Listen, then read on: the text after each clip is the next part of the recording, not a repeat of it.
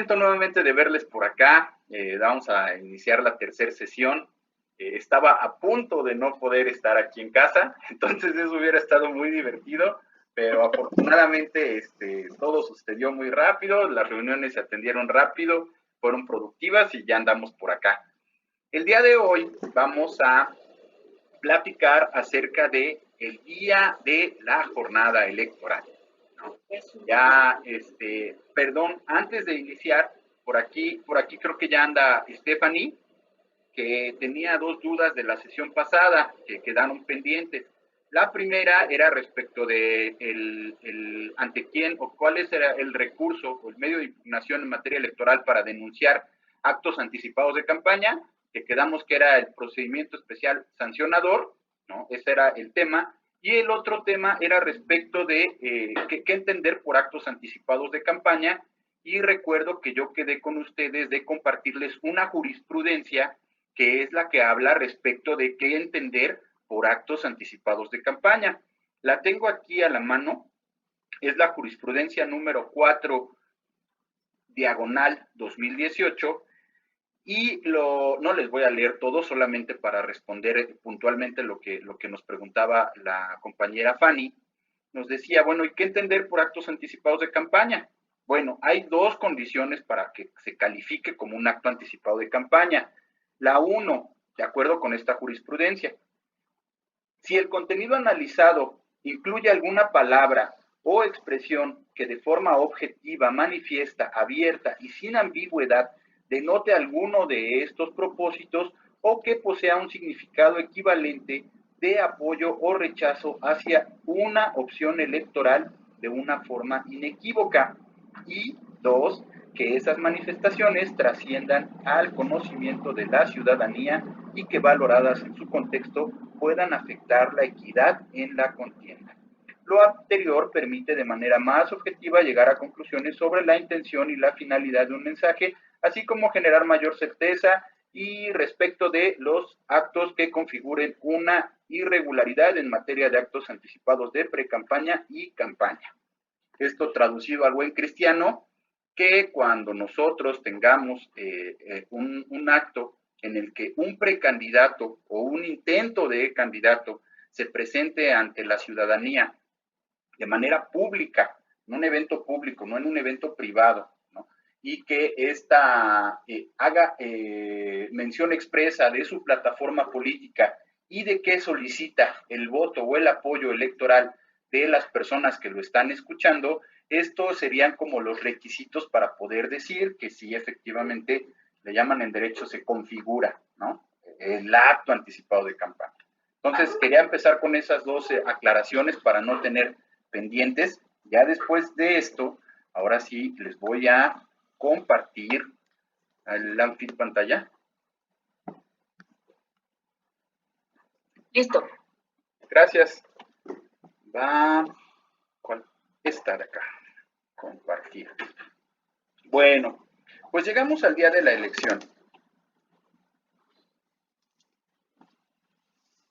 En el día de la elección, vamos a, ¿ya ven ahí el cuadrito de la jornada electoral? Sí.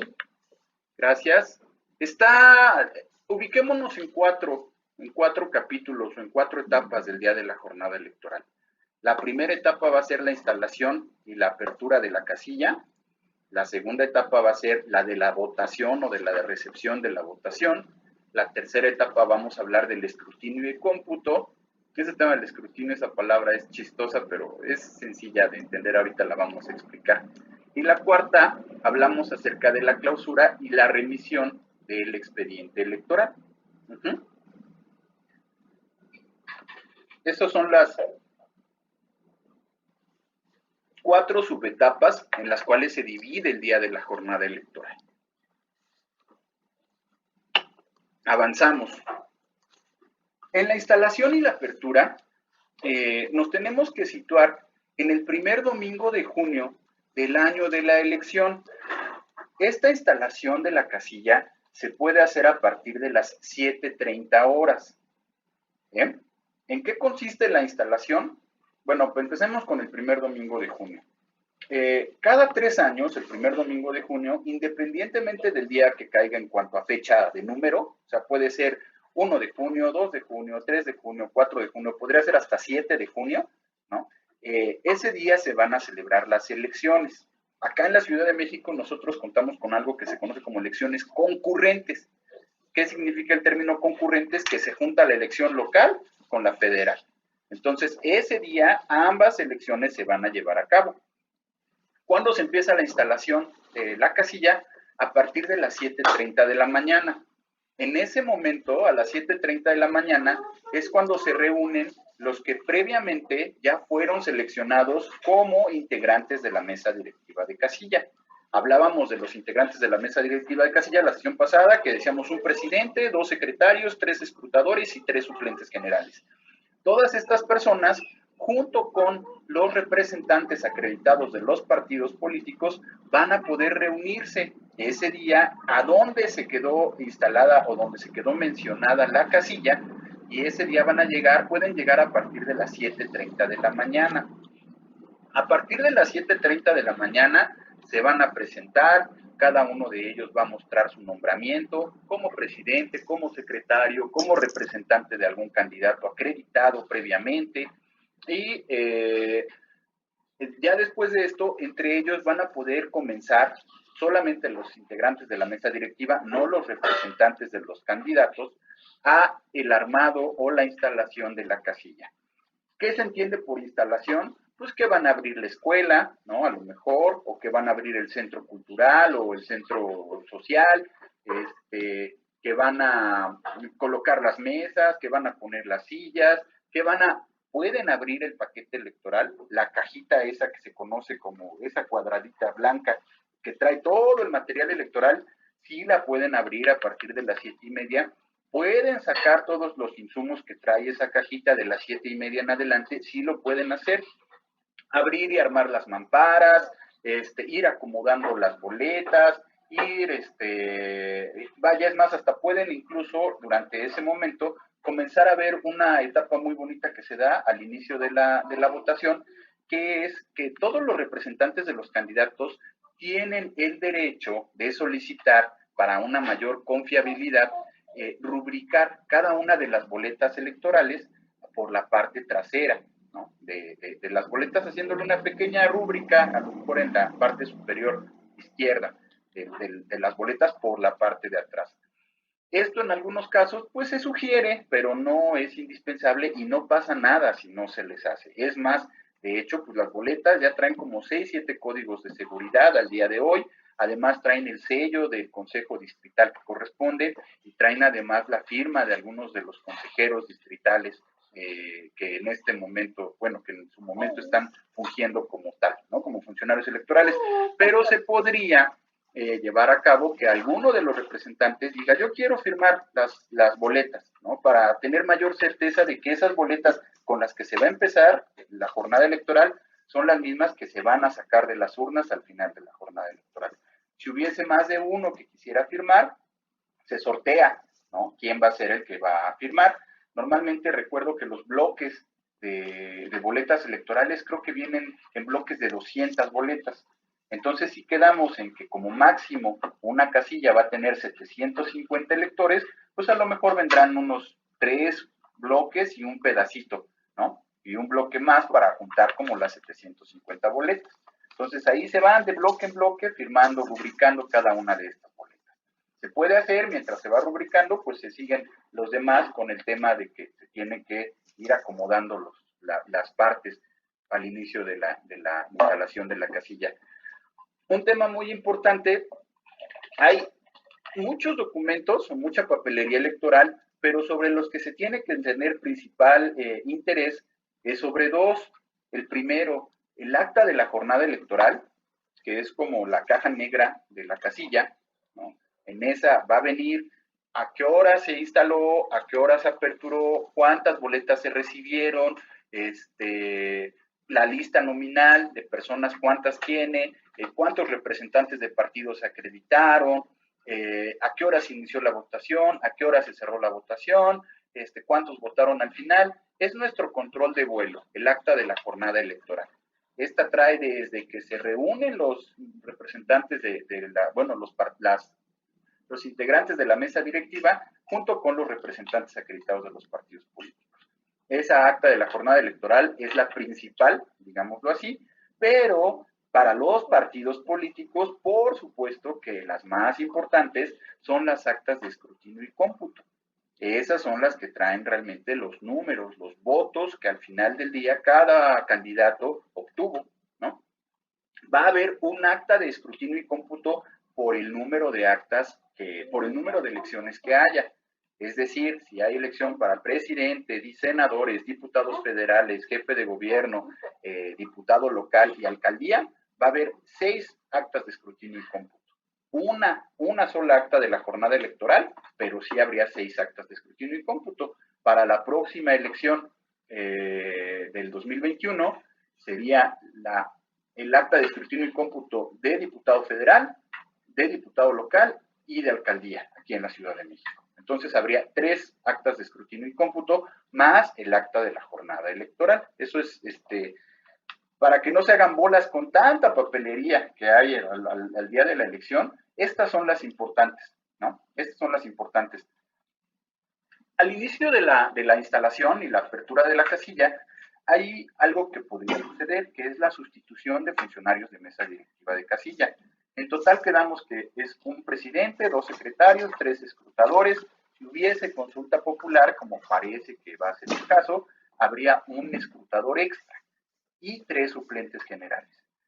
En el supuesto de que no se presentase un secretario, pero sí se presentasen todos los demás, en escalerita irían subiendo, ¿no? Sube el escrutador número 1 a ser secretario número 2, y así se van recorriendo todos, de abajo para arriba.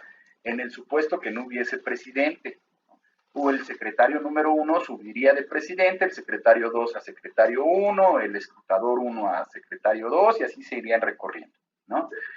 Puede existir, al momento yo no he conocido aquí en la Ciudad de México que suceda, pero puede existir que no se presente ninguno de los integrantes de la mesa directiva de casilla. Puede pasar, ¿no? Que uno se enfermó, el otro no quiso, el otro le dio flojera, el otro perdió su nombramiento, y de todos los que estaban nombrados y capacitados, ninguno se presenta. ¿Qué es lo que sucede en esos casos? Que se empiezan a tomar a ciudadanos, electores que formen parte de la lista nominal de esa sección en particular. No puede ser nadie más, no pueden ser los representantes de los partidos políticos y de los candidatos. Tendría que ser solamente vecinos y vecinas que aparezcan en la lista nominal de esa sección en particular. Si no aparecen en esa lista nominal, seguramente esa casilla podría ser impugnada de nula, la casilla completa. Pero como les comento, al menos aquí en la Ciudad de México yo no he conocido, y menos en Benito Juárez, yo no he conocido alguna ocasión que esto llegase a suceder, ¿no? Que se empiecen a tomar, sí se toman funcionarios de la fila, es decir, que a los que llegaron y ya están formados a las 7:30, 8 de la mañana que quieren votar, pues se les invita, se verifica que aparezcan en la lista nominal, y ya después de eso ya se integran como funcionarios de mesa directiva de casilla. Hay una sugerencia que yo les hago, porque en muchas ocasiones, tanto los representantes del partido político como la ciudadanía se empieza a desesperar a las 8 de la mañana porque la votación no empieza, y de acuerdo a la ley hay que hacer esa aclaración, ¿no? Estamos hablando de la instalación, y ya cuando hablamos al inicio de la votación o de la recepción de la votación, es así. Ay, perdón, me equivoqué, ahí va otra vez para allá. Es que quería poner el foquito rojo, pero no me apareció. Ahí va. Es así, inicia a las 8 de la mañana. Una cosa es la instalación, poner todos los triques y todos los cliches, todas las cajas, las urnas, las mesas, la papelería. Esa es la instalación, pero la apertura de la casilla, esa invariablemente tiene que ser a partir de las 8 de la mañana, ¿sí? Ese sí deben de tener como mucho cuidado con eso, porque si se empezase a recibir antes de las 8 de la mañana la votación, eso también ya sería un motivo de impugnación. Entonces, la votación como tal, a recibir, empieza a las 8 de la mañana. Esto también nunca sucede. ¿Por qué? Pues porque es muy difícil a las 7 de la mañana, apenas estás organizando, es muy temprano, es domingo, para poder instalar una casilla de las 7:30 a las 8 y a las 8 comenzar a recibir la votación es prácticamente imposible, ¿no? Entonces, no se espanten, no pasa nada si son las 8:15, si son las 8:30 y se comienza a recibir la votación. Es legal e incluso hay que tener un poco de empatía porque ustedes saben, a los que nos ha tocado ser funcionarios de mesa directiva de casilla, pues todos al final somos vecinos, ninguno trabaja en el INE, ninguno trabaja en el ISM, somos vecinos y medio nos capacitan para eso, medio conoces la papelería y ese día pues te toca hacer toda esta instalación de la mesa, ¿no? Entonces, ahí sí abogo por los que les toca ser funcionarios o que les gusta hacer ese trabajo heroico, tengamos un poquito de paciencia porque sí, a veces reciben algunos rechazos o algunas cuestiones ahí de los propios vecinos, ¿no? Bueno, el tema me regreso una lámina, por el tema de la instalación de la casilla. Hay una regla también muy particular para el tema de la instalación de la casilla. La instalación de la casilla, por regla general, tiene que ser en el lugar que apareció en lo que se conoce como encarte, ¿no?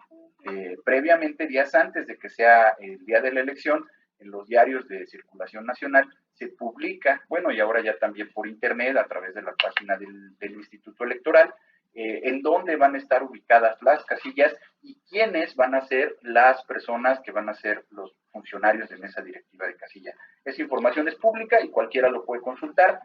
Puede darse el caso que la casilla no se instale en donde dice que debía de estar la casilla. Perdón. ¿Cuáles son estos supuestos? Los contempla la propia ley en el artículo 276. Primero, que no existe local indicado en las publicaciones respectivas. Es decir, que lleguen los vecinos que van a ser funcionarios de mesa directiva y pues, el número no exista, ¿no? O es una dirección que pues, en realidad nadie lo encontró. Segundo, el local se encuentre cerrado o clausurado y no se pueda realizar la instalación. Sucede en algunas ocasiones, por ejemplo, las escuelas, ¿no? El INE sí puede generar convenios con la SEP para que le permitan utilizar sus instalaciones y puedan instalar ahí, les abran la escuela para que coloquen ahí las perdón, las casillas. Pero puede suceder que el día de la elección el conserje o la persona encargada de abrir la escuela, pues no estuvo, se fue de fiesta, se enfermó, se fue a la casa de sus papás, se regresó a su pueblo, no quiso estar o de plano no quiso abrir, ¿no? Entonces, en ese caso se vale pues que se arrime un poquito la casilla, ¿no? ¿Cuál es la condición? De que se deje un mensaje claro con constancia de todos los representantes del partido, de que por motivo tal, no se encontró al que traía el candado o el particular que dio su permiso ya no quiso prestar su estacionamiento o su salón de fiestas o la parte donde se hacía se iba a instalar la casilla y nos movimos a 10 metros, 20 metros, 30 metros para poder realizar la instalación de la mesa directiva de casilla.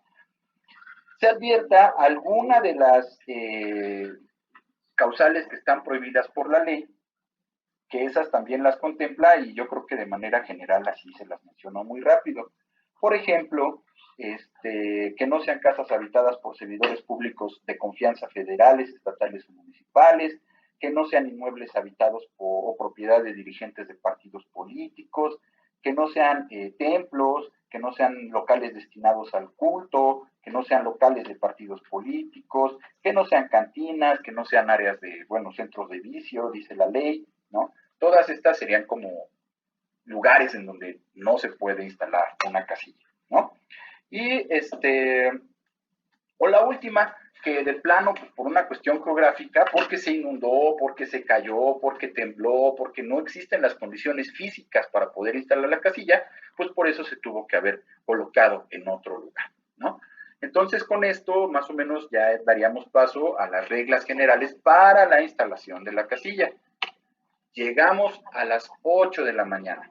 Ahora sí, ya todos saben cuál es su papel, ya se integraron la mesa directiva, todos ya nos presentamos. Vamos a iniciar con el tema de recibir la votación.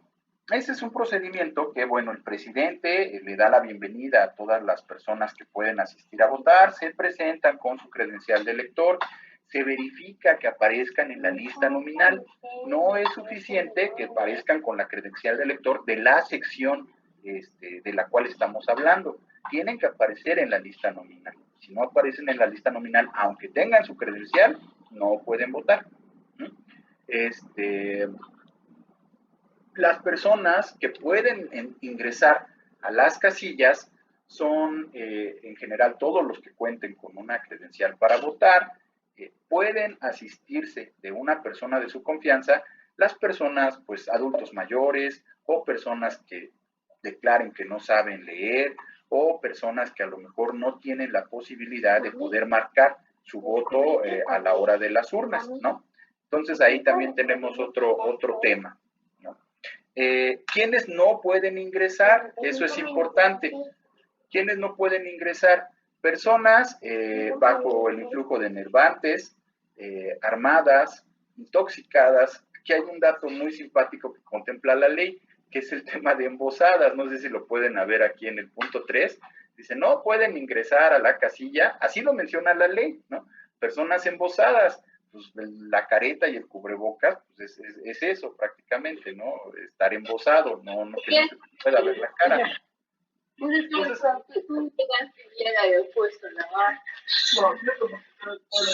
ahí va a estar divertido. Mira, Guadalupe ya se está embosando, ya la vi. Ajá. Sí, entonces, así estaría el tema. Va a estar muy, muy simpático ver de qué manera pues nos conducimos con esto, ¿no? Otra cuestión que también es interesante, como ustedes saben, y ya lo habíamos comentado, las mesas directivas, las mesas de casilla, pues son integradas por vecinos, vecinas y vecinos del lugar. Entonces, pues normalmente en un lugar que ya tienes algún tiempo viviendo, pues nos conocemos entre todas y todos, ¿no? Ya sea una comunidad rural, una comunidad urbana, nos conocemos y más o menos sabemos y ahí no debería de haber tanto problema, ¿no? Hay territorios que sí son un poquito más hostiles o más difíciles, ahí es donde se complica un poquito menos, pero en nuestro caso creo que tampoco está tan complicado, ¿no? Pueden ingresar a la casilla los integrantes de los cuerpos de seguridad, policías, militares, pero solamente para emitir su voto, ¿no? Y lo mismo sucede con candidatos o dirigentes de partido político. También ellos pueden ir, incluso hasta ven que es una tradición, que pues va a votar el candidato fulano de tal, ¿no? ¿Y en qué casilla vota? Previamente ya saben en dónde vota y ahí le mandan a los medios de comunicación para que lo graben y ya va con su familia y ya votó y muestra hasta su pulgar derecho de que ya lo entintaron y ahí manda un saludo, ¿no? Ojo ahí porque no puede dar ninguna declaración, acuérdense de la veda electoral, no puede dar ninguna declaración que tenga que ver con alguna preferencia al voto, ¿no? Solamente tiene que ser muy, muy respetuoso con eso, porque si no, pues también le podrían estar metiendo ahí un medio de impugnación.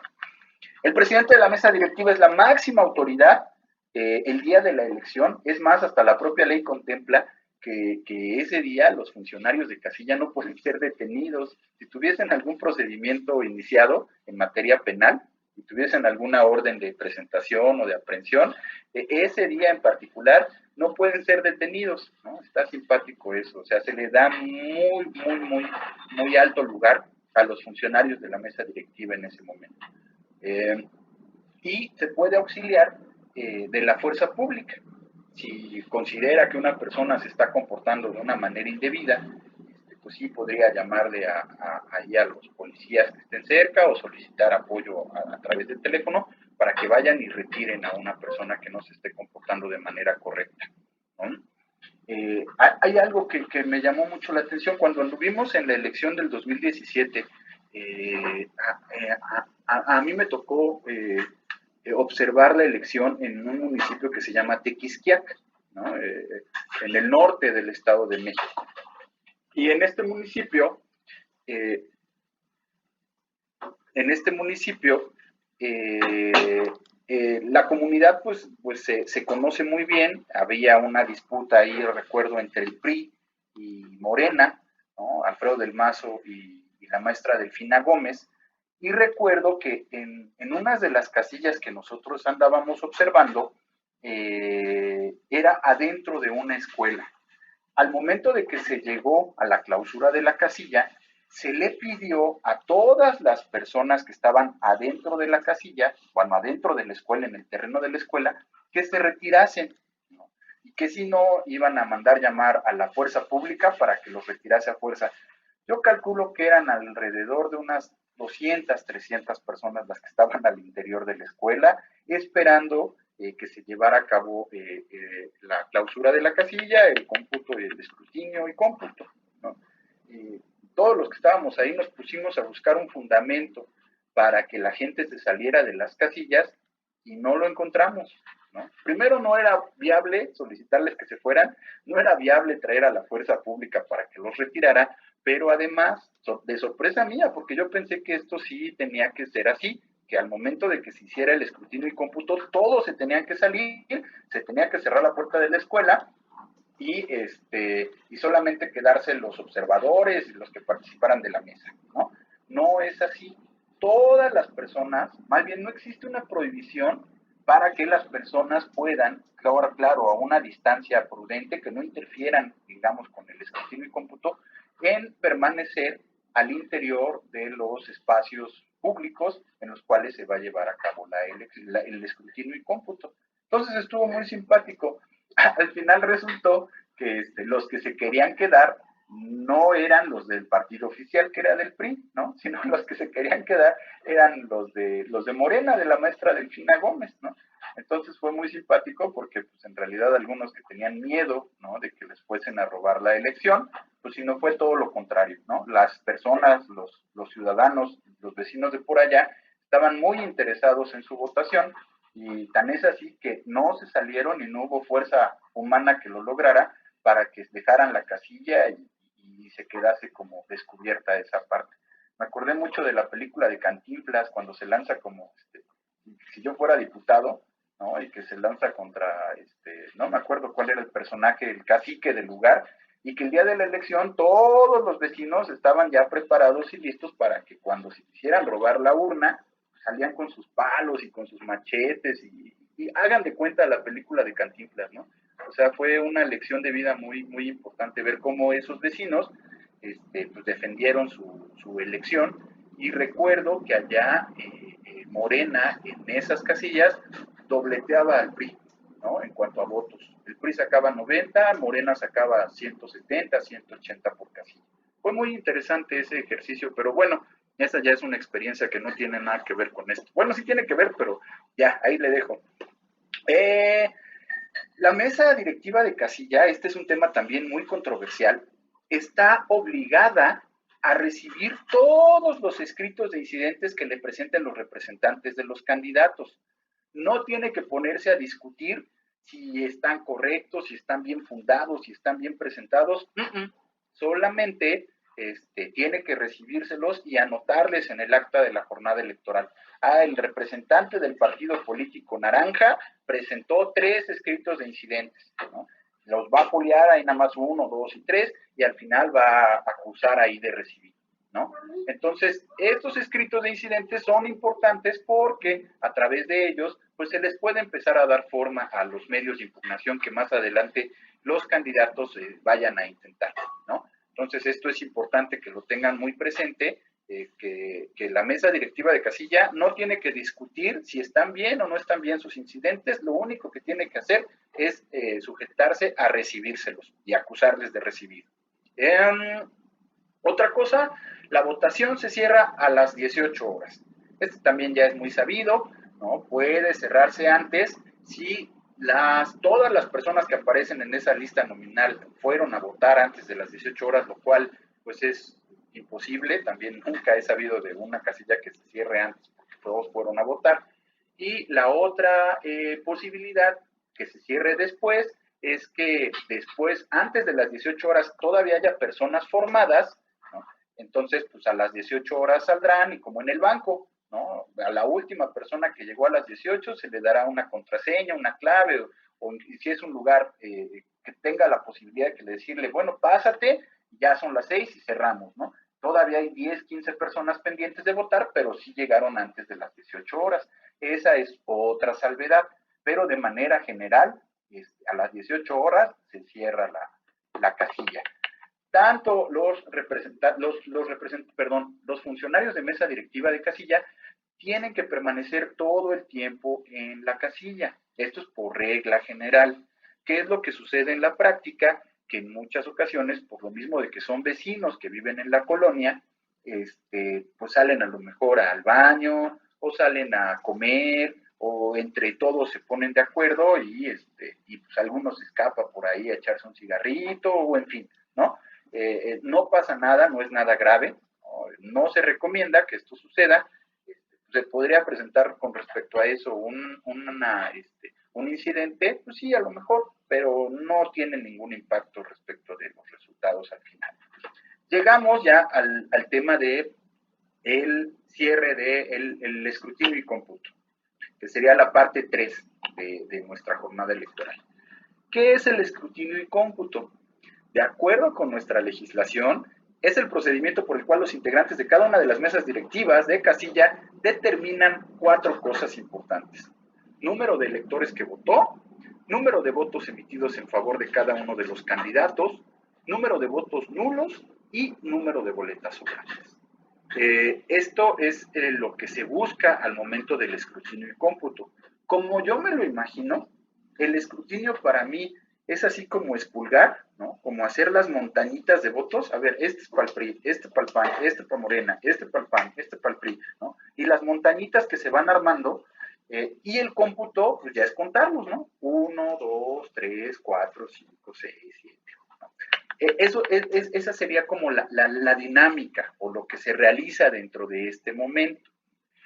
Solamente pueden meter las manos los integrantes de la mesa directiva de casilla, no los representantes de partidos políticos, no los observadores electorales. Ahí solamente pueden meter las manos presidentes, secretarios y escrutadores, nadie más. Y hay un tema muy interesante en el que quiero profundizar un poquito, que es respecto de los votos nulos. Nosotros tenemos la idea, ¿no? de que los votos, un voto válido, ahora voy para acá, me paso de este lado, ya cambié la presentación. La ley nos define qué son los votos válidos. Nos dice que un voto válido es una marca que haga el elector en un solo cuadro que contenga el emblema del partido político, ¿no? O en el caso de que sean partidos de coalición, si alguno de estos está en la coalición, pues se le asignará el voto al candidato de la coalición, ¿no? Más adelante nos dice cuáles van a ser considerados como votos nulos y nos dice que serán como votos nulos todo voto emitido en forma distinta a lo señalado como voto válido. No nos ayuda mucho, pero ahora bien, en materia del análisis de este tipo de votos, está bien simpático, porque no nos queda duda de cuál es un voto válido. Se alcanza a ver ahí los votos válidos, por ejemplo, el primero para el PAN, ¿no? Ahí se ve claramente, pues ahí no hay ninguna duda en su calificación. El segundo para el humanista, que ya ni existe, pero bueno, ahí está, ¿no? Tenemos ahí otro ejemplo de voto válido con la palabra sí. Las expresiones que sean de manera positiva hacia alguna preferencia también se valen. No solamente tiene que ser un tache o una palomita. Todos estos son ejemplos de votos válidos. Un garabato, un corazón, un cuadrado, todos esos son votos válidos. No solamente tiene que ser un tache. Más ejemplos aquí de votos válidos, ahí como que no hay pierde. Un gato, una banderita, un símbolo de más, un símbolo de haz, un símbolo de amor y paz, todos esos los conocemos y no tenemos duda al respecto de eso, ¿no? ¿Qué sucede ahora con el texto? Los textos también son válidos. El de voto, votó, aquí votó, mi gallo, cualquiera de estos ejemplos que podamos ver por acá, también son calificados como votos válidos. Para muchas personas ya esto se empieza a complicar un poco y te dirán, no, no, no, solamente el tache o la palomita es un voto válido. Si aquí le pusieron el nombre del candidato, es nulo. Están equivocados, es voto válido.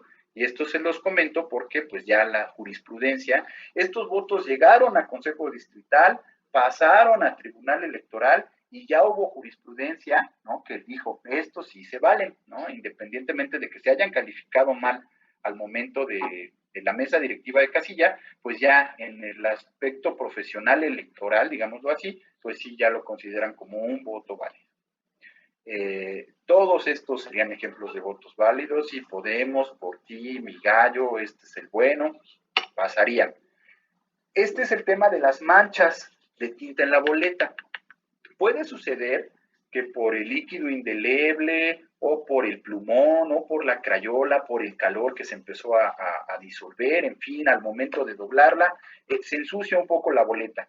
No importa, no pasa nada. El voto válido, aquí se observa claramente pues cuál era la intención del lector para marcar ahí su voto. Entonces no hay bronca. Es más, aquí ustedes pueden observar los juicios de inconformidad con cuál se calificaron como válidos estos votos, entonces también son válidos, ¿no? Otro ejemplo, por acá, ¿cuál fue el tema? Ah, sí, cuando se sale del recuadro. Aquí se observa que el PRD, ¿no? Vota por el PRD, pero invade un poco el del PRI, y dirán, bueno, el PRI y el PRD no son coalición. Bueno, para esta elección parece que sí, ya van a ser coalición. Bien. El PRD y el PRI, no hay problema, ¿no? Este sería un voto válido para el PRD, se nota inmediatamente la intención. Entonces, si ustedes tienen alguna duda al momento de que si les toca participar como funcionarios de mesa directiva de casilla o si les toca participar como representantes de partido político, no tengan duda de que esto es un voto válido. Del verde que invade un poco el del PRD también es un voto válido. Del PT que está todo rayoneado y hasta como que se ve medio mal hecho y que invade al de Movimiento Ciudadano también es un voto válido. Estos que enmarcan en el recuadrito también serían considerados como voto válido. Ya se va empezando a complicar aquí la situación.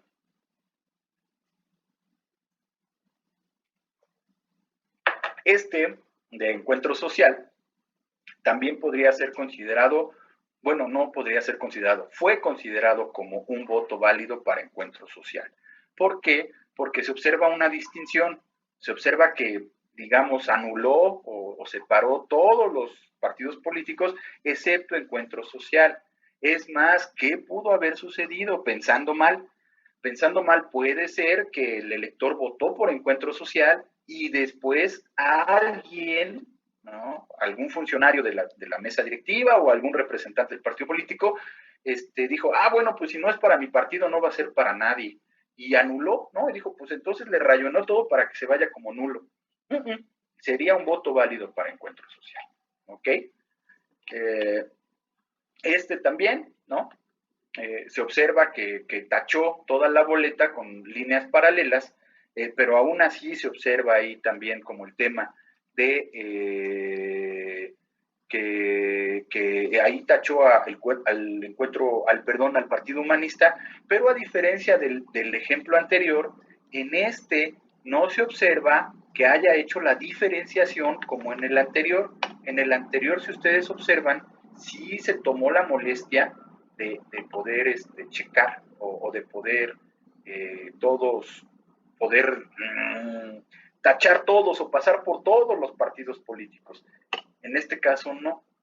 Y entonces aquí sí se podría considerar como un voto inválido, un voto nulo, ¿no? Los que traen nombre, ¿no? El nombre de la candidata o del candidato también se consideran como voto válido. Podemos ver que acá tiene el nombre de Miriam y lo coloca aquí pues, para que vean que Miriam sí votó, ¿no? Que también se considera como un voto válido. Que se pudo haber como que se arrepintió, ¿no? Si lo observan en el primer ejemplo, pareciera que iba a votar por el PAN y después se acordó, no, es por Anaya. Dijo, no, yo voy a votar por el PRD y sí, también votó por Anaya, ¿no? Pero bueno, está bien, o sea, ese es el ejemplo. se consideraría un voto solamente para el PRD. ¿No? Acá se observa también para el candidato independiente, en el segundo ejemplo, se equivocó, como que rectificó y dijo no, por el verde. Entonces, esos también serían considerados votos válidos sin problema. Tenemos acá otro ejemplo con el PT y Nueva Alianza, y puede suceder también que definitivamente te arrepientas ya completamente, como en este tachecito, primero votó por Encuentro Social, después dijo, no, no es cierto, y ya se cambió, votó por Movimiento Ciudadano y le puso sí, ¿no? Este sería un voto válido a favor de Movimiento Ciudadano. Todos estos ejemplos sí se los quería compartir con más detenimiento porque son cosas que sí podemos ver en la vida real. Y dirán, bueno, pues es un voto, ¿no? No, ustedes recordarán por cuántos votos fue la diferencia en la elección del 2006 entre Felipe Calderón y Andrés Manuel. 400,000 alrededor, ¿no? Aprox. Yo no tengo la cifra exacta, ustedes la sabrán mejor, pero recuerdo que hayan 400,000.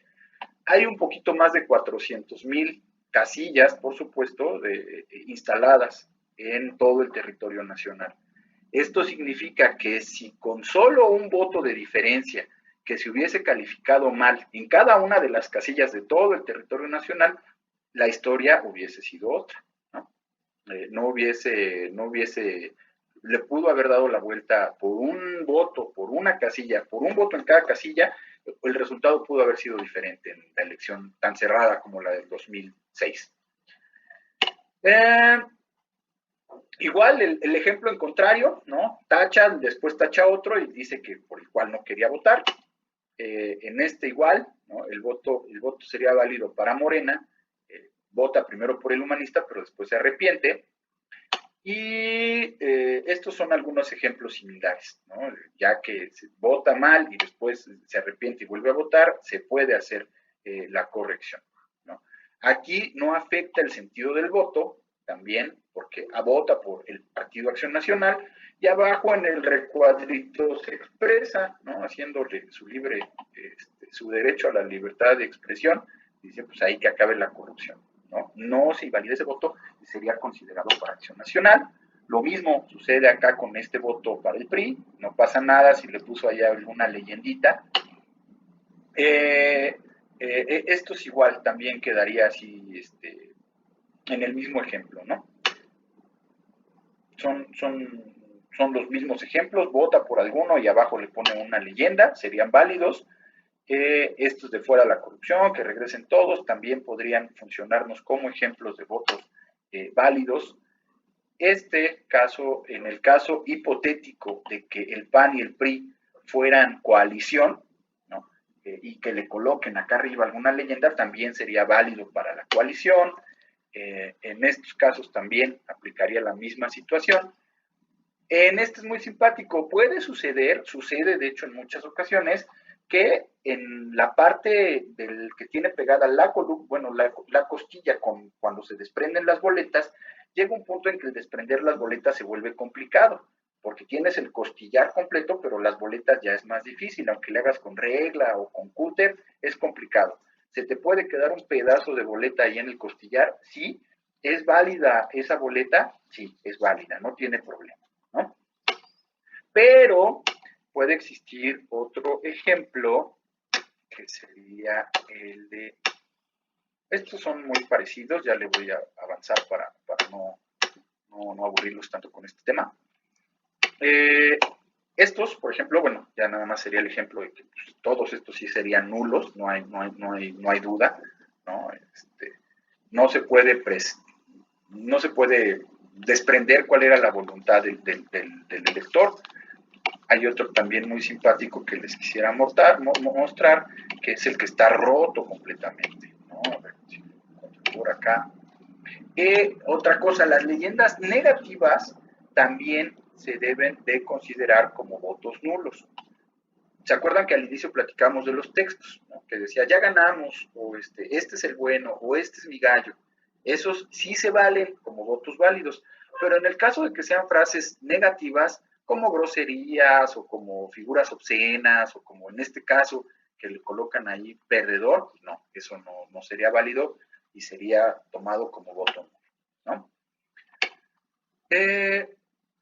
Estos, por ejemplo, ¿no? Que se rompieron las papeletas, aunque las papeletas se encuentren y puedan armar el rompecabezas, que digan, sí, pues no hay duda, es la misma papeleta, aún así, estos sí ya tendrían que ser considerados como nulos. Ok, bueno, eso es respecto a los votos, votos nulos de al momento del escrutinio y cómputo. Perdón si me extendí un poquito, pero quería mostrárselos todos porque son muy curiosos y en muchas ocasiones no pensamos o nos quedamos solamente con que tiene que ser el tachecito y ya, todo lo demás es nulo. Es al revés, ¿no? Pareciera que todo es válido, a excepto de unos casos así muy graves que sí ya de plano no se sabe qué fue lo que sucedió, ¿no? Por último, y esto también sucede mucho en la práctica, este tema de que observan acá al final, todos los representantes de candidatos tienen el derecho de recibir una copia legible de cada una de las actas. Esto también ténganlo muy presente.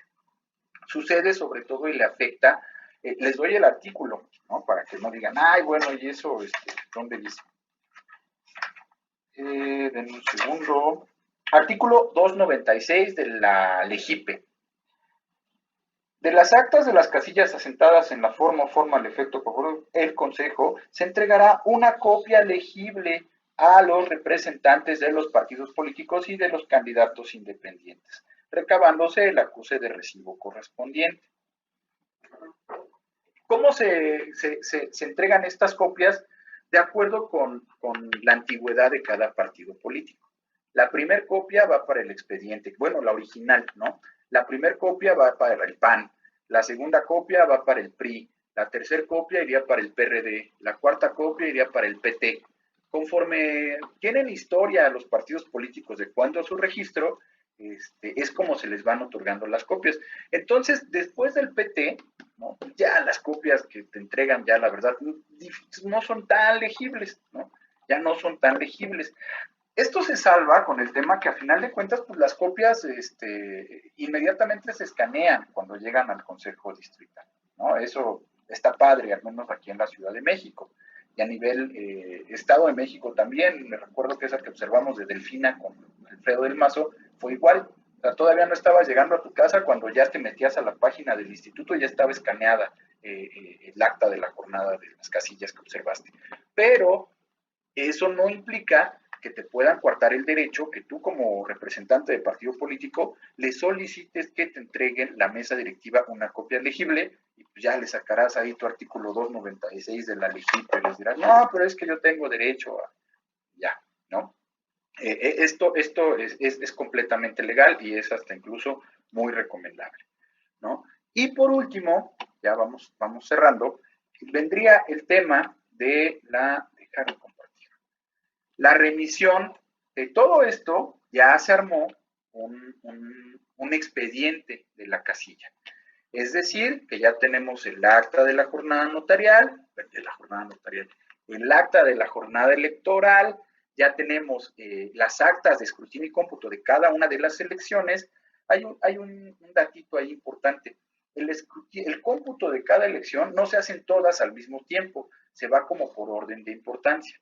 Primero se abre la urna del presidente de la República. Segundo lugar, se acaba la de presidente y empiezan con la de senador. Se acaba la de senadores y empiezan con la de diputados. No se abren todas al mismo tiempo, ¿no? Tienen que llevar un orden.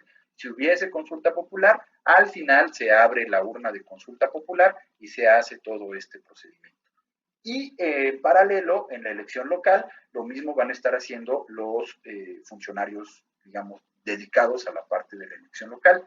Primero la jefatura de gobierno, después las diputaciones locales y al final las alcaldías, ¿no? Entonces también así es como se reparte. Tiene un pequeño orden para que no se vayan a abrir todas al mismo tiempo y se pueda confundir ahí los funcionarios de la mesa directiva de casilla. Se integra el expediente electoral con estos documentos que les decía. Hay dos momentos en los cuales un representante de partido político puede presentar escritos de protesta.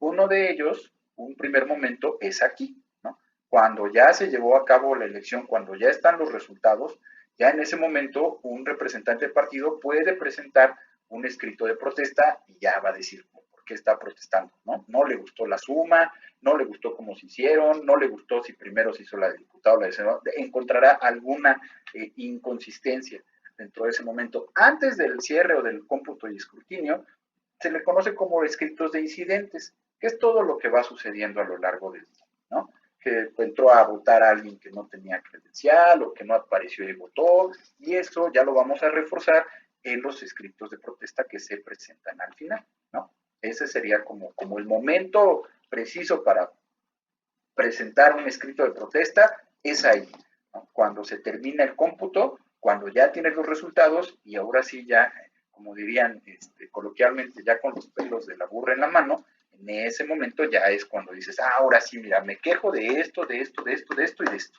Y igual, le entregas a la mesa directiva, te acusan de recibido sin alegar absolutamente nada, ¿no? Ahora hay una diferencia al momento de la remisión del expediente o del paquete electoral a los consejos distritales. ¿Se acuerdan que platicamos que la célula para la organización electoral son los consejos distritales? Aquí en la Ciudad de México hay 33 consejos distritales locales o de la Ciudad de México o del Instituto Electoral de la Ciudad de México y 24 consejos distritales, porque hay 24 distritos aquí en la Ciudad de México federales, ¿no? Entonces, nosotros aquí en Benito Juárez somos el distrito 15, ¿no? Me parece que el distrito 15 está ahí en la del Valle. Nada perdidos, ¿verdad? ¿Por qué no se vinieron acá a la corbata? Entonces, está ahí en la del Valle. Cuando tú vas a los funcionarios de mesa directiva de casilla, ya tienen todos los resultados de las actas de los cómputos, van a sentarlos en el acta de la jornada, perdón, van a sentar cuándo se cierra la jornada electoral, a qué hora, ante qué representantes y ante qué mesa directiva, cuántas votaciones se llevaron a cabo, cuántas boletas les sobraron de todo, ¿no? Cuántas recibieron, cuántas les sobraron, les van a hacer ahí el match y se clausura la casilla, ¿no? Se pega la sábana, la famosísima sábana, afuera del lugar donde se realizó la votación y en ese momento los funcionarios de casilla pueden ir a entregar el paquete electoral con los resultados, ¿no? Esto tradicionalmente, pues si se cierra la casilla a las 6 y te avientas aprox una media hora, 45 minutos para calificar cada elección, bueno, para computar cada elección, pues te estarías hablando acerca de las 11, 12 de la noche aproximadamente, en la que un funcionario de mesa directiva va al Consejo Distrital a dejar su paquete electoral, ¿no? Ahí ya en el Consejo Distrital los van a estar esperando los integrantes del Consejo Distrital, reciben el paquete electoral y le entregan al representante, al funcionario de mesa directiva que se seleccionó, un acuse de que entregó su paquete electoral. ¿Pueden acompañar los representantes de partido? Sí, pero como escoltas. No pueden ponerle las manos al paquete electoral. Pueden ir en sus carros atrás o en la bicicleta, o si está cerquita de la casilla, pues pueden irse todos caminando. A esas alturas seguramente ya todos son amigos, ¿no? Todo el día estar ahí juntos, desayunaron, comieron, cenaron. Normalmente en junio llueve, entonces les llovió, todo pasa y entonces pues termina siendo muy cuate, y ahí hasta se arma el grupo de WhatsApp y todo para seguirse viendo, y entonces se pueden acompañar, no pasa nada, ¿no? Es solo que no pueden tener contacto con el paquete electoral directamente. ¿Qué otra cosa sucede? Hay tiempos para entregar el paquete electoral. Nos marca la ley que cuando se habla de una casilla urbana, como es todo Benito Juárez, la entrega se tiene que hacer de manera inmediata. ¿Uh-huh? O sea, pues, tomando en cuenta a lo mejor si se clausuró a las 11:59 de la noche, a lo mejor estarás llegando a las 12:30, a la 1, entregando el paquete electoral, ¿no? No pasa nada, está bueno, está bien, está dentro del tiempo. Marca que pueden ser 12 horas cuando se trate de casillas urbanas ubicadas fuera de la cabecera de distrito. Aquí, por ejemplo, en Benito Juárez, no tenemos ese tema, ¿no? Porque hay solamente un distrito federal, pero en Benito Juárez lo que sí habría, por ejemplo, o en Coyoacán, hay 3 distritos electorales locales, ¿no? Pero uno de esos es la cabecera, ¿no? Entonces, para allá sí habría a lo mejor ahí un tema en cuanto al tiempo que se podría prorrogar o a nivel federal, ¿no? Pero tampoco sucede, o sea, nunca he conocido de un paquete electoral que se tarde más de las 11, las 12, la 1, las 2 de llegar. Y el tiempo empieza a correr a partir de que lo que asientas no sé cómo se pronuncia, lo voy a checar. En la clausura, en el acta de la jornada electoral, el acta de ahí es donde empieza a contar el tiempo. Y pues en las casillas rurales se da hasta 24 horas para que pudiesen entregar el tiempo que colocan en la clausura de la jornada electoral al tiempo que la entregan al Consejo Distrital, ¿no? Entonces, se puede extender hasta 24 horas. Más o menos, esas son las generalidades respecto de el día de la jornada electoral. No sé si tengan, con esto yo ya iría concluyendo, porque creo que ahora sí me alargué un poquito más, bueno, sí, un poquito más, pero con esto, esas serían las 4 etapas. Recapitulando, instalación y apertura, el desarrollo de la votación como tal, hasta las 6 de la tarde, el escrutinio y cómputo, que sería formar montoncitos y contar los votos, ¿no? Y por último, la clausura de la casilla y la remisión del expediente a el consejo distrital correspondiente, ¿vale? Bueno, pues de mi parte, ahí le paro y los escucho si tienen algún comentario, observación, aclaración o algo, pues aquí andamos. Gracias. Osvaldo levantó la manita. Adelante, Osvaldo. Y después gracias. Se prepara Carlos. Buenas gracias, buenas noches, maestro Adrián, Lucas, buenas noches a todos. Muy interesante la explicación que nos da, pero a mí me surge una comentario, pregunta, y con base en todo este bagaje, andamiaje legislativo, considerando los funcionarios de casilla que son ciudadanos, considerando todos los candados en las boletas, ¿hay posibilidades reales de que pueda suceder un fraude? Ese es un cuestionamiento que tengo desde hace varios años, pero no sé si todavía eso sea factible. ¿Sí? Y por otro lado, ¿qué pasa si cuando va el presidente de la mesa de casilla a dejar el paquete electoral se lo roban? ¿Qué sucedería ahí? Muchas gracias.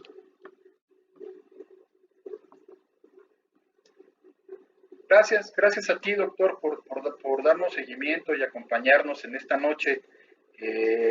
Fíjate que empiezo por la segunda. Si se lo roban, se tendría que hacer una denuncia, ¿no? Y caería bueno, como un delito electoral, ¿no? Para contabilizar el tema de ahí de los votos en el cómputo distrital, no, pues ahí no hay forma, ¿no?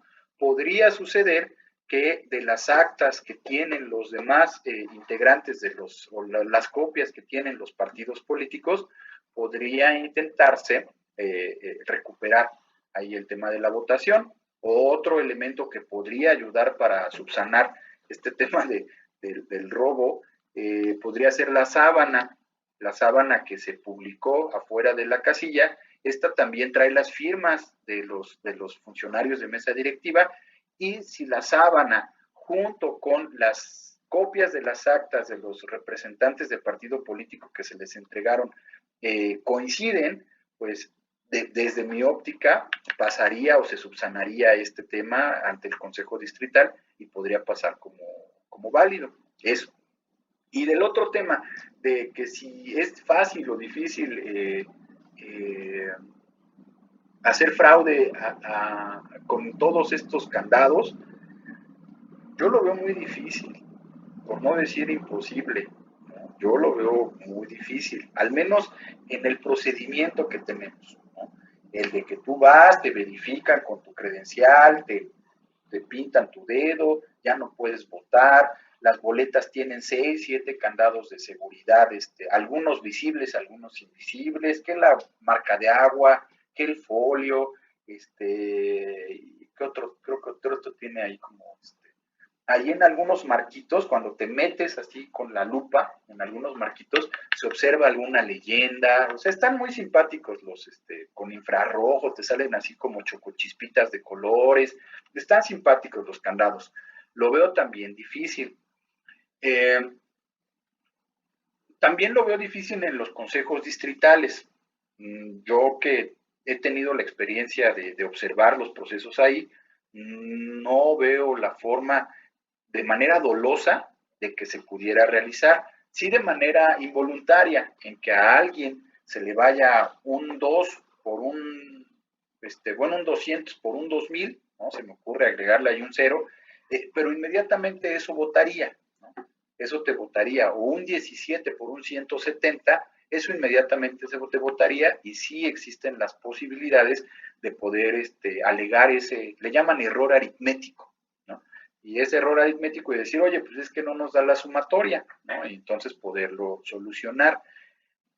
En lo que sí te tengo que ser honesto, porque a mí hasta ahí ya no me da, es al momento de la captura en los sistemas de todos los consejos distritales, de todas las casillas. Yo tengo entendido que, bueno, pues el que vale es el del INE, pero cada partido político tiene su propio sistema donde está capturando sus propios resultados. Si tú quieres, hasta en Excel, ¿no? Y ya con las tablitas de Excel ya le va dando la sumatoria de cada uno y más o menos le debería de ir dando los resultados que le checan, ¿no?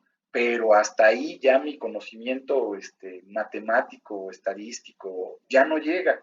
Yo pensaría que sí, ¿no? Que el INE es el que dice, bueno, pues estos son los resultados y esta es la tabla, y que cada uno de los partidos políticos tiene su sistema espejo, y que le dice, ah, mira, sí me checa, sí saqué tantos en este, sí saqué tantos en este, sí saqué tantos en este, y le da la sumatoria total, ¿no? Entonces yo pensaría que no hay mucha forma de poder hacer el fraude, al menos en el proceso electoral y en el de contar votos y juntar votos, ahí no. Yo creo que, digamos, la incidencia que se puede tener o que no podemos hablar de elecciones libres es antes de la jornada electoral, ¿no? O en el tema de, no en el mecanismo de la votación, sino en el mecanismo de impulsar a las personas a que voten, comprando el voto o incidiendo en el voto o con las campañas previas al voto, pues, podría funcionar. Quizá un poco al momento de las nulidades, pero pues eso también ya como que lo veo muy hecho y no encontraría, al menos hasta ahorita, alguna falla, ¿no? La que más se me ocurre ahorita es la del 2006, por ejemplo, ¿no? Que se podía subsanar abriendo paquetes, porque también nuestro sistema ya contempla el abrir paquetes si existiera duda o si existiese una diferencia entre el primero y el segundo lugar de menos del 1%, ¿no? O que los votos nulos fueran mayores a la diferencia entre el primero y el segundo lugar. Esto también ya la ley te permite que se abran paquetes electorales, todos, y que se cuente toda esa casilla o todas las casillas que estén en ese supuesto. Entonces, yo honestamente no le veo como por dónde, ¿no? Pero pues si algo tenemos los seres humanos y más los mexicanos es ver cómo le hacemos el brinquito a la regla, ¿no? Pero sí, doctor. Esos serían mis dos comentarios. Muchas gracias, maestro. Gracias. Carlos Aragón, y se prepara Orlando, por favor. Bueno, buenas noches a todos. Yo tengo 3 dudas. La primera es cuando eres representante de candidato, pero no eres de la casilla, no eres de la sección, cuando te dejan votar, ¿en dónde te tienes que apuntar? O cuando no eres de la alcaldía, porque pasó en Benito Juárez, que no eres de la alcaldía y mandaron representantes y hubo gente que no los dejaron votar porque no eran de la alcaldía. Ahí, ¿qué podríamos hacer? Esa es mi primera pregunta.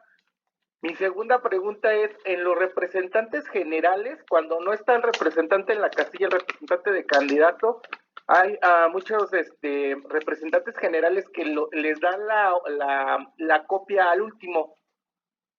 ¿Pueden entrar cuando está el escrutinio en cómputo o sí tienen que esperarse hasta que acabe el proceso y ahí pedir la hoja? Y el tercer punto es, en el acta de escrutinio y cómputo, ¿qué de verídico hay que si firmas bajo protesta sirve de algo o es un mito? Esas serían mis 3 dudas. Gracias, Carlos, por las dudas. Qué buenas dudas, la verdad están padres. Fíjate que la primera debe de ir acompañada con la lista nominal en el caso, como mencionas, que haya representantes de partido que no son de esa sección, una lista alterna, ¿no? Que es una lista chiquita con 10, 12 números de los representantes del partido, ya sean propietarios o suplentes, que están acreditados para esa casilla en particular. Y tiene que, incluso hasta vienen boletas extra para esos representantes, en los cuales se hace el cálculo, como bien dices. Bueno, puede ser que no sea de la sección electoral, pero sí de la misma alcaldía. Entonces va a poder votar por todo, por alcalde, por diputado, por jefe de gobierno. Puede ser que solamente sea que sea de la ciudad, pero que no sea de la misma alcaldía. Entonces ahí solamente va a poder votar por jefatura de gobierno, pero no por alcalde ni por su diputado, ¿no? Entonces, dependiendo del lugar en el que estés, vas a poder votar por algo, dependiendo, pero sí hay una lista anexa que viene acompañada con la lista nominal, y los representantes propietarios o suplentes sí pueden votar en esa casilla en particular, pero haciendo estas consideraciones de que si eres de la sección, de la alcaldía o del municipio o incluso del estado. A mí me tocó observar en el 2017, en la elección del Estado de México, que muchas personas participaron como representantes de partido que venían de la Ciudad de México. Bueno, que de la Ciudad de México iban al Estado de México. Entonces, hasta su nombramiento era diferente. Los nombramientos de los del Estado de México eran blancos y los nombramientos de los que iban de la Ciudad de México eran impresos como en color gris, y hasta traía la leyenda, este representante no puede votar, ¿no? Porque efectivamente, pues si tú no eres de ahí, pues no tendrías derecho a votar para una elección de gobernador, ¿no? Entonces, algunos hasta se ponían muy tristes porque decían, ching, pues yo pensé que sí iba a poder votar, pero no pudieron. No se vale, pero sí, sí viene una lista, sí debe de venir una lista anexa, Carlos, con los representantes acreditados. Segundo, este tema de los representantes generales. Están los representantes de casilla y cada representante general tiene la posibilidad de cubrir hasta 10 casillas, un representante general, ¿no? Entonces, hay un principio en derecho que dice que el que puede lo más, puede lo menos. ¿Qué significa? Que el representante general, como cubre a 10 representantes de casilla, puede hacer las funciones de los representantes de casilla en caso de que los representantes de casilla no estuvieran. No solamente puede ir y recoger la boleta, el acta al final o las actas que se generan, sino que además durante el desarrollo de la jornada electoral él puede estar ahí observando la votación o el cómputo de estas casillas. No hay ningún problema, al contrario, ¿no?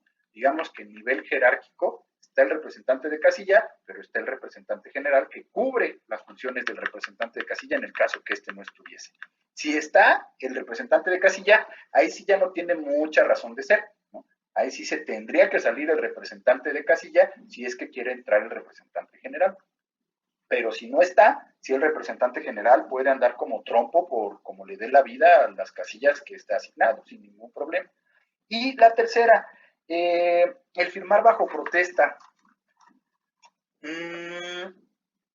Sí tiene soporte, siempre y cuando lo que estés protestando tenga un fundamento legal y pueda ser comprobable. Si no tiene un fundamento legal y o no hay pruebas de lo que estás firmando bajo protesta, pues no sirve de mucho, ¿no? No sirve de mucho. hay mucha gente que siempre nos han enseñado, creo que ese tema, ¿no? Entonces está bien, ¿no? Pues siempre ser del lado de la oposición es el tema, no, sí, tú firma, pero por si las dudas firma bajo protesta. Pero si no hay ningún elemento, si no hay alguna prueba o alguna irregularidad que se pueda probar más adelante, pues no sirve de mucho, no sirve de mucho, más que pues para la anécdota de que somos bien combativos y siempre firmamos bajo protesta, pero hasta ahí. Ajá. Sí, esos serían los 3 comentarios, Carlos. Gracias, Adrián.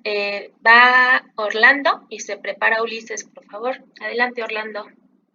Sí, muchas gracias, Adrián, por tu exposición, muy clara, me generó 3 preguntas sobre tu exposición. La primera es en la parte de la votación, cuando dices del concepto de embosados, ¿no? Y que la mascarilla aplicaría dentro de ese concepto de embosados. Esto podría ser eventualmente causa de la nulidad de alguna casilla y en la suma de varias casillas la nulidad de alguna elección, o habría que hacer alguna reforma, alguna, no sé, alguna interpretación legal que permita que bajo estas condiciones de pandemia esto no sea tomado en cuenta en cuanto al concepto de embosados. Esa sería la primera pregunta. Después, bueno, sobre el cierre de la casilla, bueno, sucede pues en algunos casos que la casilla se abre tarde, a las 8:30, a las 9 de la mañana, y la misma población, cuando llegan las 6 de la tarde, llega a decir, no, pues es que esta casilla abrió muy tarde, ¿no? Entonces, realmente hay un retraso en el tiempo de apertura y que se cierre la casilla a las 6:30 o a las 7 de la noche. Esto, los votos que se emiten dentro de ese periodo, de entre las 6 a las 7, por dar ese ejemplo, son aceptados de igual manera que el resto de los votos, o algún representante, por ejemplo, de algún partido político que diga que esos votos no deberían de aceptarse porque están fuera del horario que se estableció por la ley para la apertura y cierre de las castillas. Esa sería la segunda pregunta. Y la tercera, solamente es un dato curioso, nos das respecto de la explicación del voto válido y del voto inválido, nos das los artículos 291, 298 y 436, pero digamos, si alguien quisiera saber sobre la jurisprudencia que existe sobre los casos específicos de la nulidad o no nulidad de los votos en todos estos casos que nos diste, ¿hay alguna forma más o menos didáctica que uno pueda acceder ahí para en su momento decir, mira, es que este sí es un voto válido porque ya hay una jurisprudencia que respalda que sí se debe de contar como un voto válido? Y bueno, esas serían mis 3 preguntas y nuevamente muchas gracias.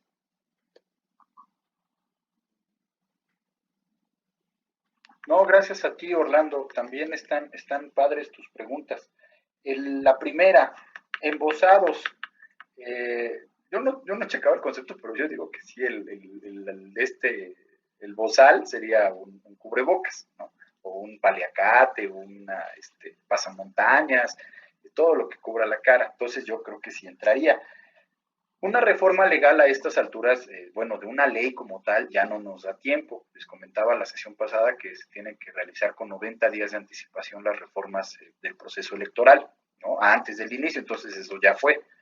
Y lo que sí creo es que en los lineamientos que emita el instituto para recibir el voto, pues van a venir estos temas de sana distancia, de gel antibacterial, del 1.5 metros, de la concentración, y yo considero pues que no va a haber ningún problema ahí con el que la gente vaya con su mascarilla. Lógicamente yo creo que al momento de presentarte al presidente de la mesa, te tendrás que retirar para que efectivamente verifique que eres la misma persona que aparece en la credencial para votar. Entonces ahí yo no le veo como mucho riesgo.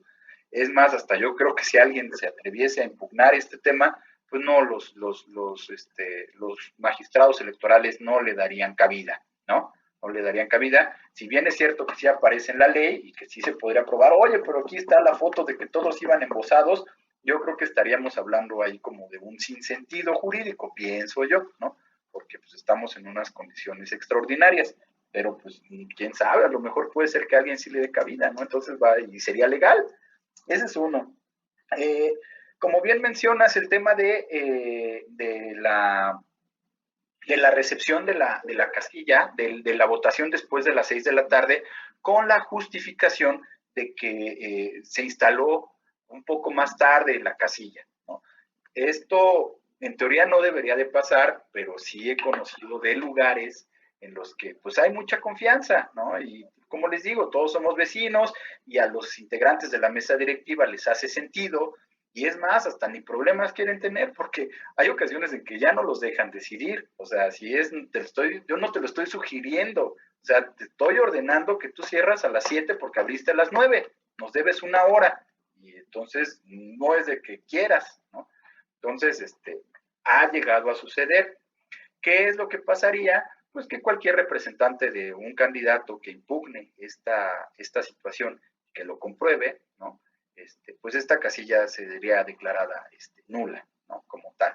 Para la siguiente sesión ya nos das pie a hablar acerca de las nulidades, ¿no? Vamos a ver que para la última sesión vamos a ver que hay 3 tipos de nulidades. Nulidad del voto, que es el que ya vimos ahorita, ¿no? Los votos nulos. Nulidad de la casilla, que es que no solamente un voto se anule, sino todos los votos de una casilla, y nulidad en la elección. Que ya que se junten muchas nulidades de muchas casillas, muchas irregularidades, a grosso modo les adelanto que hablamos del 20% de las casillas, si se llegasen a anular en una elección, ¡pum!, la elección como tal se anula en su totalidad, ¿no? Entonces, esto sería una causa de anular, o bueno, de impugnar esta casilla, y que pues lo que resultaría sería el tema de anularlo.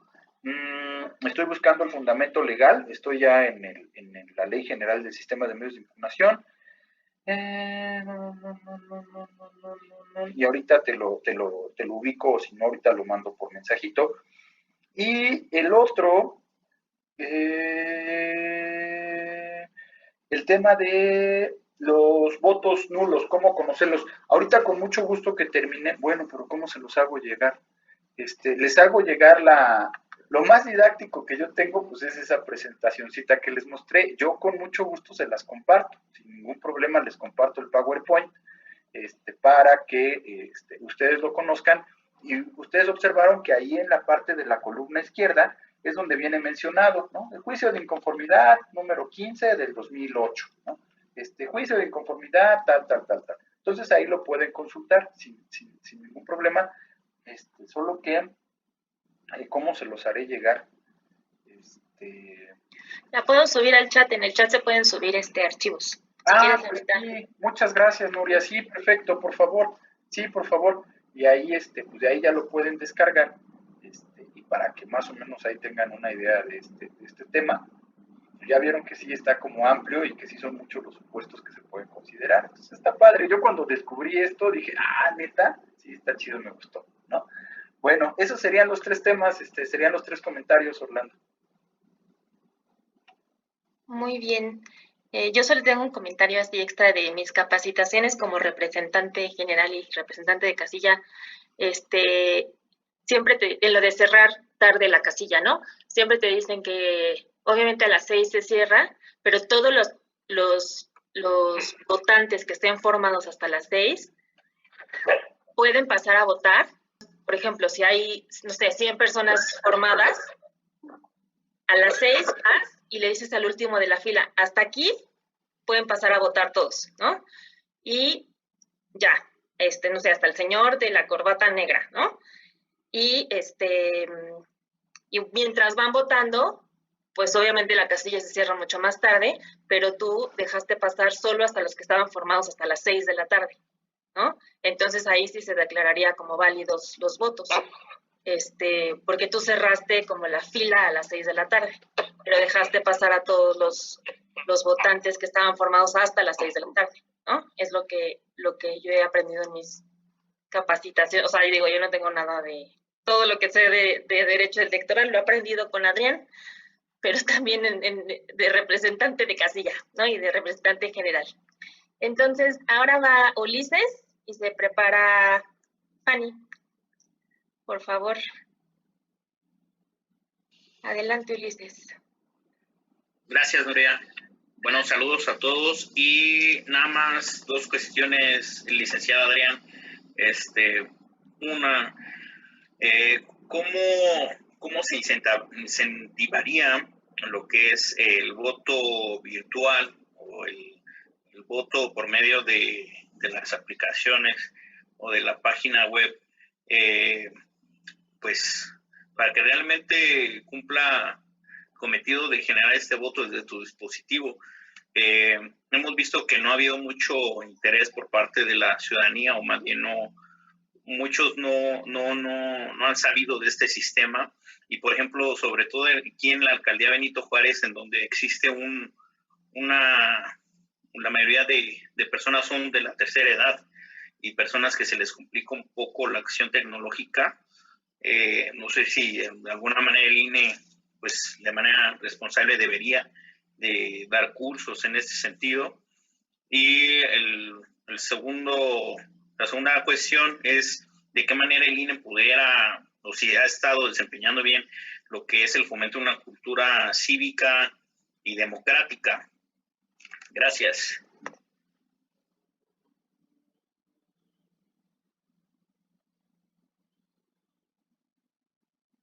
No, gracias a ti, Ulises, por el interés y por las preguntas. En el tema del voto virtual, a lo mejor yo soy muy pesimista, pero yo creo que nuestra sociedad no está todavía con las condiciones suficientes para poder llevar a cabo este voto virtual. Digo, ¿por qué? Porque creo que lo estoy viendo ahorita con el tema de la educación básica virtual, ¿no? Si bien es cierto que nosotros vivimos en Benito Juárez y la neta está chido, ¿no? Pero dentro de la misma Ciudad de México hay condiciones en las cuales muchos ciudadanos y ciudadanas pues no tienen el acceso al internet o a los medios para poder llevar a cabo este voto virtual, ¿no? Entonces yo creo que esto estaría, si se implementase ahorita, le encuentro muchísimos beneficios sin duda, pero si se implementase ahorita, lo único que realizaría desde mi óptica es acrecentar la diferencia entre los que sí estamos en una posición privilegiada y los que pues apenas ahí van jalando, ¿no? Entonces yo creo que no sería conveniente, ¿no? Pero bueno, eso es mi opinión personal. Y no veo los mecanismos para que se pueda llevar a cabo, eso sí tampoco, ¿no? Segundo, el fomento de la cultura cívica por parte del INE, pues en teoría eso es uno de sus objetivos, ¿no? Dentro de su creación, una de sus funciones es el tema de la educación cívica y la cultura, fomentar la cultura de la participación. Yo sostengo la teoría de que a nosotros no nos gusta participar. Yo creo que a los ciudadanos en general, nosotros sí, pues por eso estamos aquí, ¿no? Y por eso hacemos bola en todos lados, pero en general a la ciudadanía no le gusta participar, y esto lo he visto en muchas ocasiones. Yo pensaba solamente, decía, bueno, primero son las elecciones, ¿no? En este tema de delegar nuestra representación cada 3 años y te olvidas, ¿no? Tú si te sientes que como ciudadano pagando impuestos y cada 3 años yendo a votar por melón o por sandía, ya cumpliste con tus obligaciones cívicas, ¿no? Pensaba que era de la población en general. Después me metí a checar el tema de las participaciones, de la participación ciudadana, tanto presupuestos participativos como lo que ahora se conoce como COPACOS, Comisiones de Participación Comunitaria, ¿no? Que eran las de las colonias, de las unidades territoriales. Tú te darás cuenta de esas participaciones que, vaya, ahorita son 9, ¿no? Los integrantes de una COPACO. En la mayoría de las colonias ni los candidatos se juntaron, ¿no? ¿Con cuántos participa o con cuántos gana una colonia pudiendo votar 2.500 personas? Con 10 votos, ¿no? O sea, no llega ni al 5% de la votación, creo que llegó al 7% en esta ocasión. O sea, no es una cuestión solamente de elecciones de diputados, presidentes, senadores, alcaldes. Lo observé también en la universidad, fíjate, la Universidad Nacional Autónoma de México, ¿no? La máxima casa de estudios del país. el posgrado en ciencias sociales, ¿no? Donde está derecho, ciencia política, creo que administración, una comunidad de maestría y doctorado de alrededor de 14,000 alumnos, ¿no?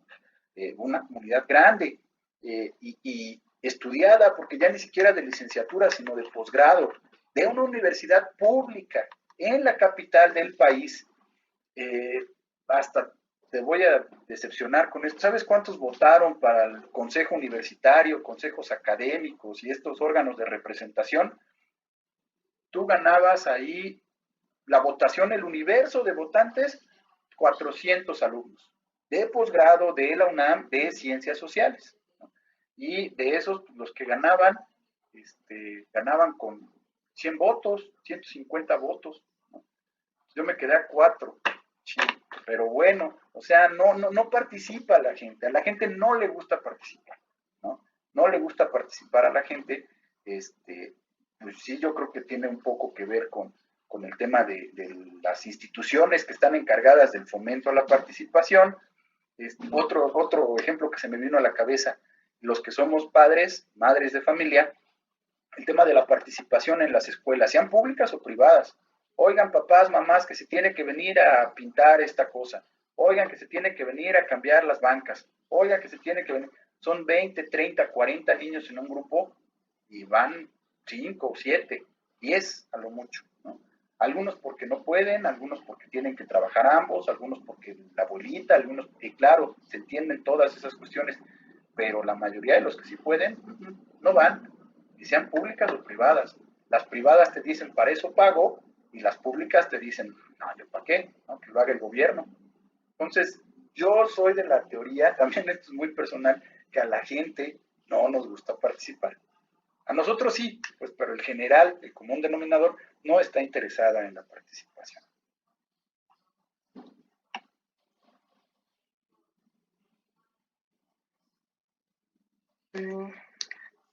Va Fanny y se prepara Mario, por favor.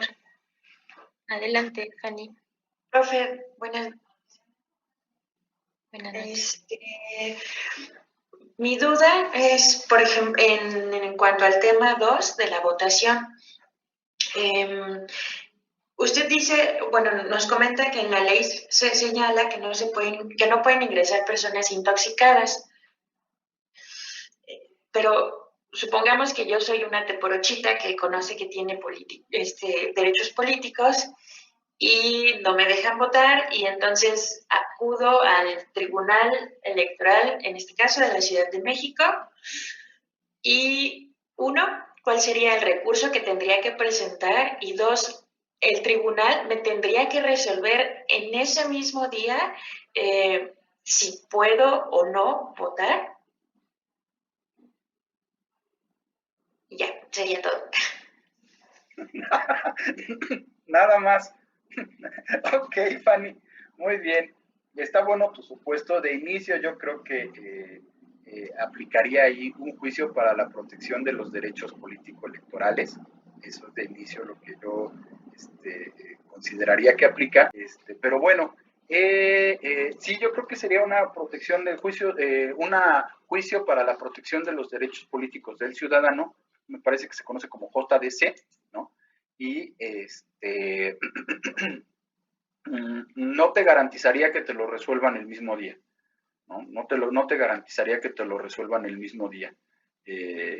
No es imposible, ¿no? Puede suceder que a lo mejor, ¿por qué? Porque puede ser que vayas a las 8, precisamente porque apenas te está haciendo la cruda, pero tú ya quieres ir a votar porque eres muy responsable, ¿no?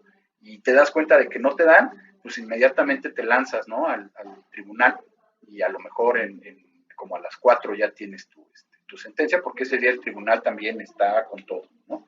Pero no te lo podría garantizar.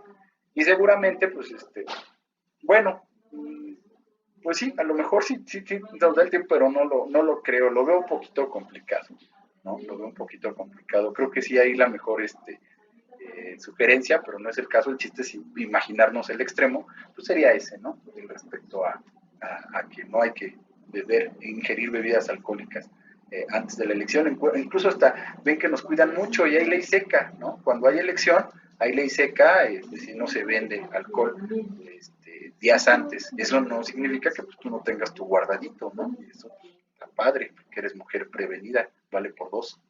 Ajá. Sí, Fanny. Mario, adelante, por favor. Hola, buenas noches.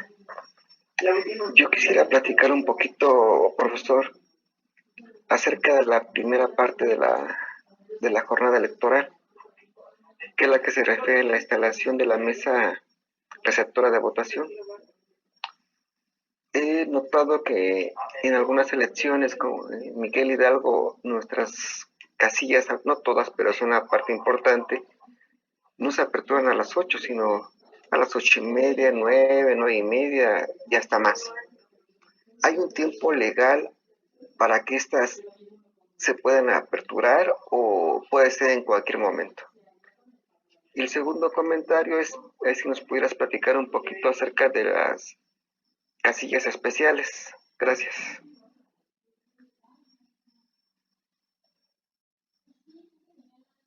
Claro que sí, Mario. Sí hay un tiempo límite para que se puedan aperturar las casillas. Sí hay un tiempo límite. Denme un segundo para que es las 10 de la mañana. Que es las 10 de la mañana para que ya las casillas estén funcionando al 100. Dame un segundito para darles el fundamento legal de esto. Gracias.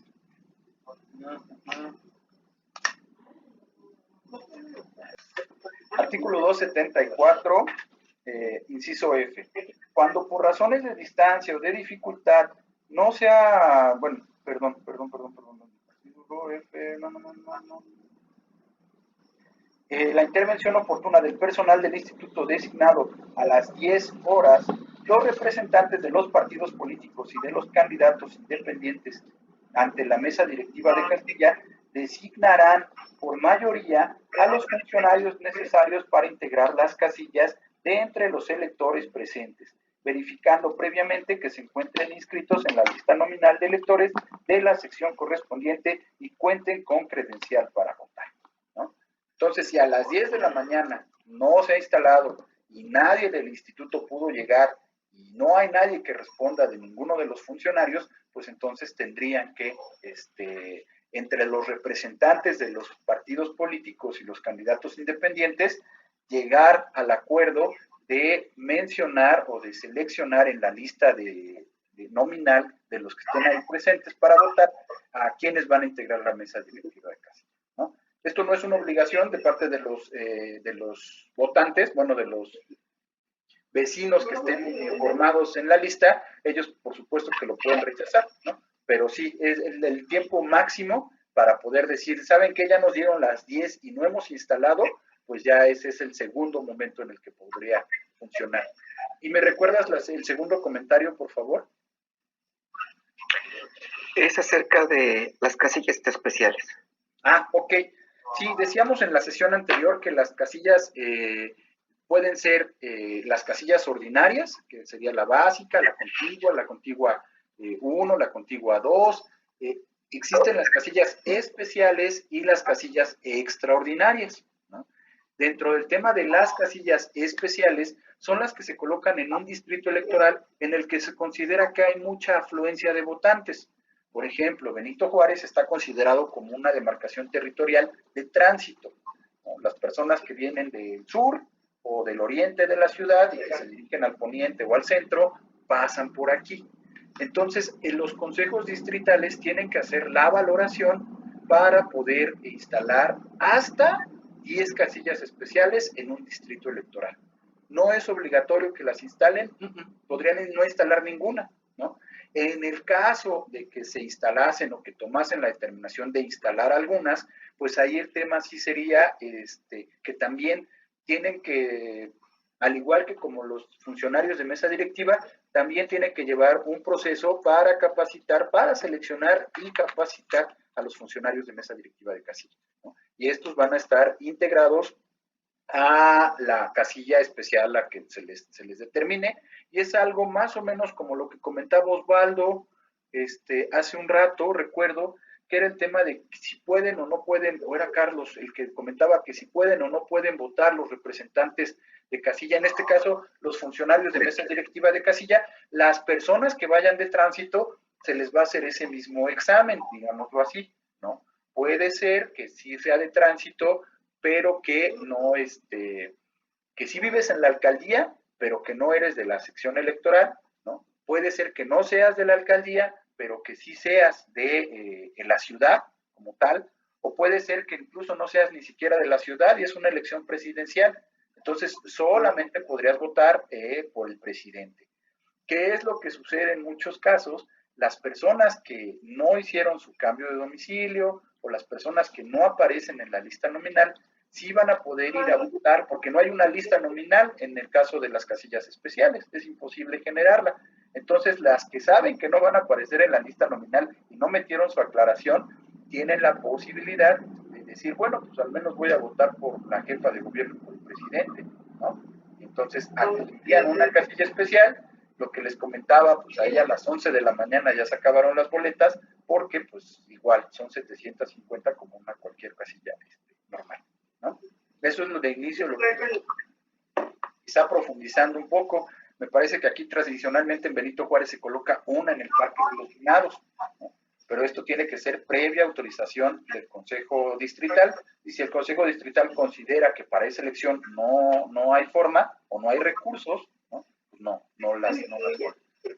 Y al igual, terminando la casilla especial, se envía al Consejo Distrital respectivo y se contabiliza como una casilla más para las actas que traigan. Gracias. Me parece que ya no hay más manitas levantadas, Adrián. Y tampoco hay más comentarios en el chat. Pues muchísimas gracias, de verdad les agradezco muchísimo su asistencia, gracias por la paciencia, por el interés, y pues nos vemos la siguiente semana, ¿no? Sí, gracias a todos. Muchas gracias. Gracias. Buenas Muy buena noche a todos y a todas. Esta plática en el momento de la elección de presidente estábamos todos en ascuas de quién iba a ser el ganador, y esta plática estuvo perfectamente bien, nos ayuda para el futuro porque ya tenemos 2 y 3 veces que hemos participado, pero siempre aprendemos mucho. Muchísimas gracias, Adrián. Qué bueno que les sirva mucho, de verdad, se hace de todo corazón. ¿Vale? Gracias. Bye. Bueno, buenas noches. Buenas noches, bye. Buenas noches, bye bye.